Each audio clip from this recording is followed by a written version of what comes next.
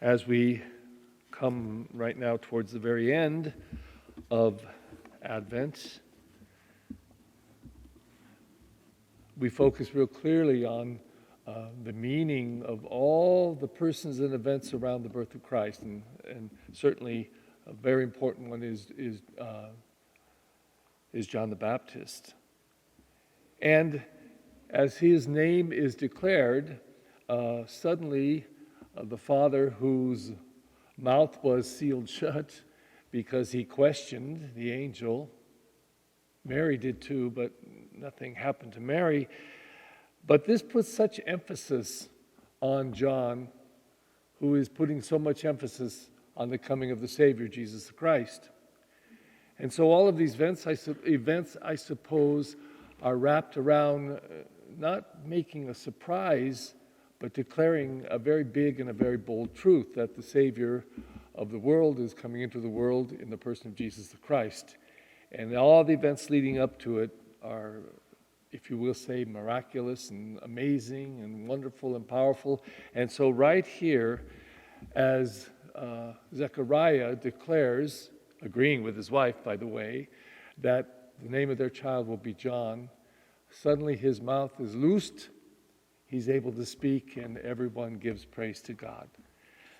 These are not accidental or strange. These are wondrous things, wondrous events that lead up to the birth of the Christ, and calling us to have that same wonder and appreciation deep within our hearts.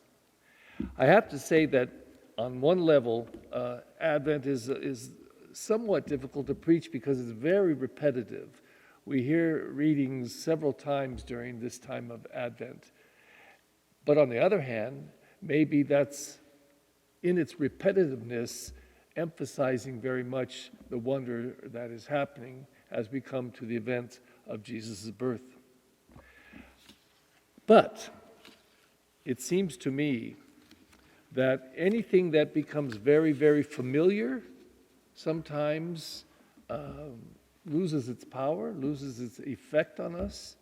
When we become accustomed to something, that's why even coming to church, we walk in and we, for example, genuflect. And I always found it kind of funny, seen it about 3 times in my life only, that's surprising, where people walk into a theater and because they're walking down an aisle with seats all around, they genuflect. And then they get all embarrassed, oh my God, I'm not in church. But the familiar can become so familiar that sometimes it loses its impact, becomes ordinary. And I think as Christians, followers of Jesus the Christ, we do not want in any way for this to be ordinary, just repetitious, we're doing it again. But that we would come to this event with great wonder and appreciate the birth of Christ as power-filled for all of us. So, right around this birth of Christ, and chronologically, it's weird to celebrate John just being born and now coming to be circumcised. But we bring it to this day, just before the birth of Christ, to put emphasis on the birth. And John, who later on, John the Evangelist will say, Jesus will say in the Gospel of John, that John is the greatest who has ever been born of woman.